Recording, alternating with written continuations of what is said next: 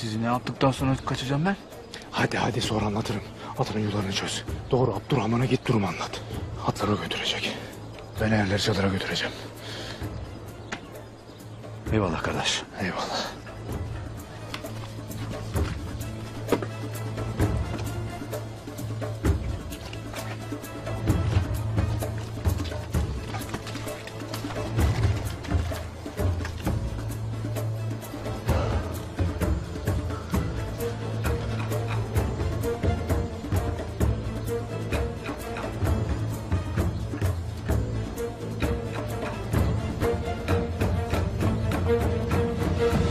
Vazife verilenlerden olmak her vakit makbuldür Gümüştekin Bey'im.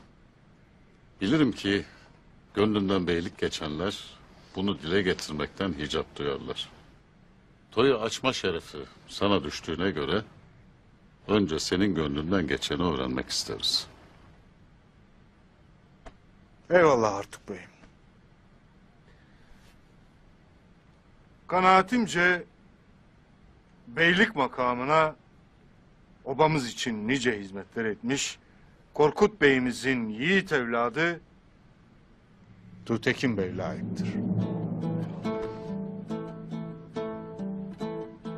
Tıpkı senin gönlünden geçtiği gibi artık beyim. Eyvallah Gümüştekin Bey'im. Sizin gibi kıymetli bir beyden böyle sözler duymak beni ziyadesiyle mutlu etmiştir. Benim de bey adayım Tuğtekin Bey'dir.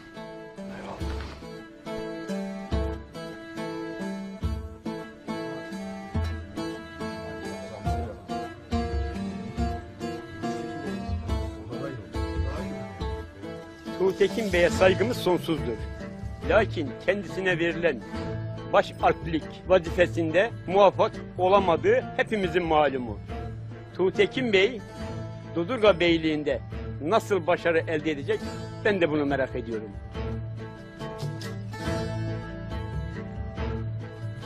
Doğrusu tecrübesiyle, devlet terbiyesiyle bu makama en yaraşır aday bence Gümüştekin Bey'dir.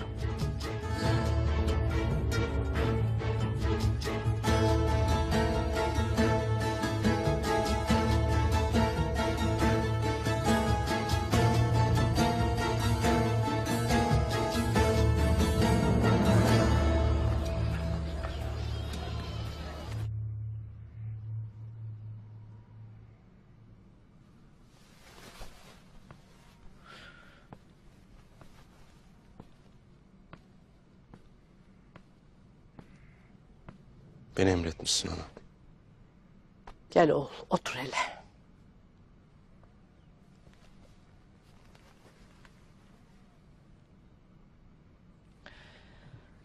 Abimin yasını tutmaya bile vaktimiz yoktur. Lakin senden ne düşündüğünü öğrenmek istediğim bir mesele vardır. Buyur ana, hayırdır?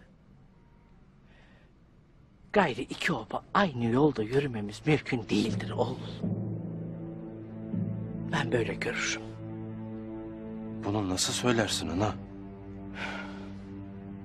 Noyan'ın geri geleceğini bilmez misin? Sulhün geçici olduğunu bilmez misin?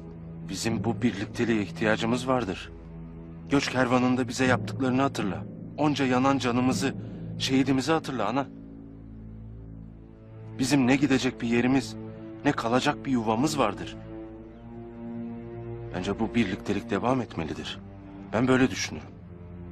Peki Tuğtekin yarın mahkemede olanları duyunca ne olacak? Hatunların iftiralarıyla bu birliktelik yıkılacaksa yıkılsın. Lakin inşallah yarın mahkemeden adalet çıkacak. Ve bu birliktelik hayırlısıyla devam edecek. En azından biz kendi ayaklarımız üzerinde durana kadar, Noyan belasından kurtulana kadar bu birlikteliğin devam etmesi icap eder ana. Ertuğrul mu bir şey dedi sana ana? Bak ana, Ertuğrul'un geçici heveslerinin peşinden gitmeyiz. Bunca canı onun peşinden sürüklemeyesin.